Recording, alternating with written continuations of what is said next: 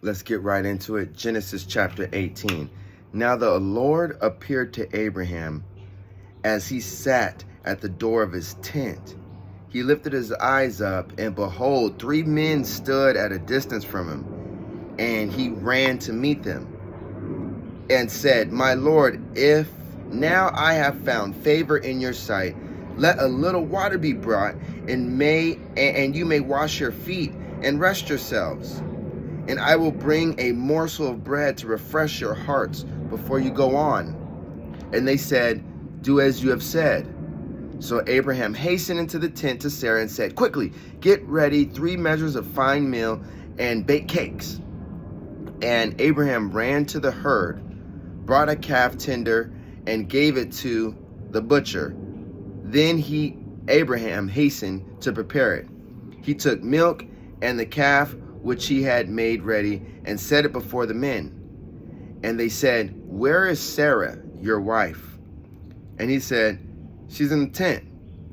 The Lord said, I will return to you when the season comes, and behold, Sarah, your wife, will have a son. And Sarah, listening, heard it. Now Abraham and Sarah were old. Sarah was past the age of childbearing. Therefore Sarah laughed to herself, saying, After I become aged, shall I have pleasure and delight, my Lord, being old also? And the Lord asked Abraham, Why did Sarah laugh, saying, Shall I really bear a child when I am so old? Is anything too hard or too wonderful for the Lord?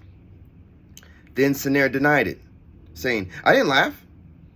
She was afraid, and he said, No, but you did laugh.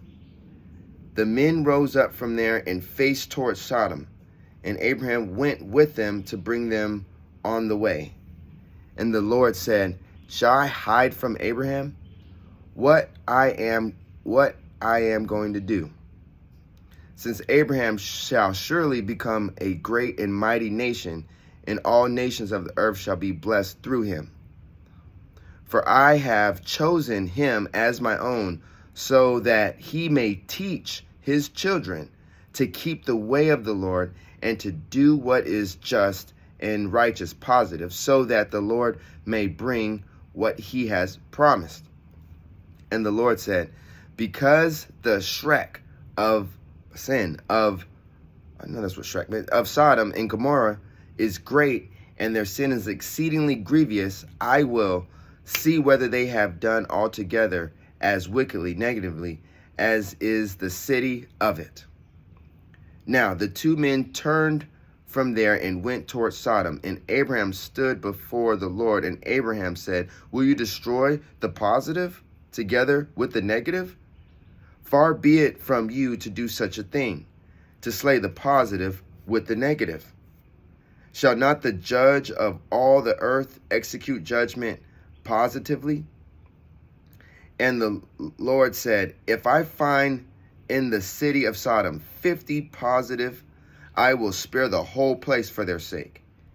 Abraham answered, Behold, now I who am but dust and ashes have taken upon myself to speak to the Lord. And he said, Oh, let not the Lord be angry. Suppose 10 positive shall be found there. The Lord said, I will not destroy it for 10's sake.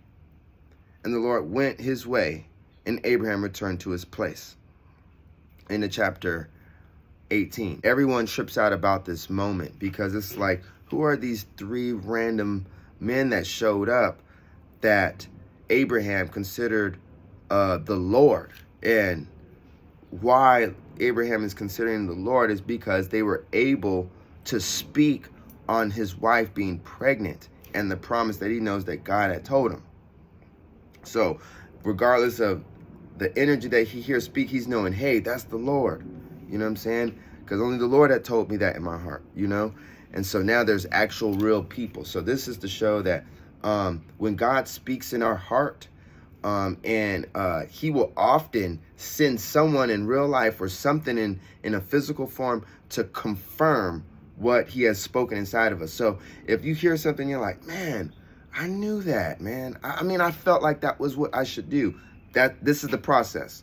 That's meaning like the Lord spoke it in your heart, and then now you didn't quite get it. You didn't quite go with it. So now he's sending reinforcements to speak it, whether it's through TV, a person, a stranger, family, friend, enemy. Somehow he's going to speak it again, and you're going to notice it. And then I want you to see how this unfolds again.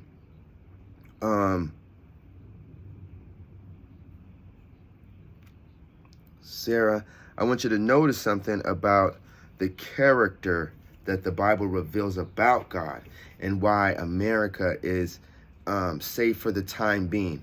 You see that? You see when it came to wrath being executed on a large territory of where there's positive and negative people, it shows that if there is some remnant of positive people, that God will spare wrath for their sake. So right now, Christ has been still standing tall in America, sparing America from a lot of like due justice and wrath.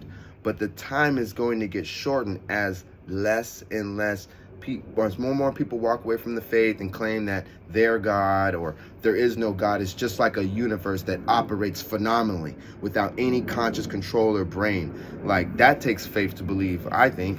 But if as more people walk that way from America, guess what? That wrath that is just waiting to rain down on America will just be just a smidge closer, just a smidge closer. Right now, the prayers of the righteous and the faithful are keeping this place connected, but it is dwindling by the day. It's a matter of time before the wrath, just like Sodom and Gomorrah, will be brought to America. You can see God's kindness. He's not just like, oh yeah, a couple people mess up, blow this place. He's not like that. He's more on like if there's any hope at all that this can change within the people, I'll keep it. But once the hope and all the people's hearts are dark,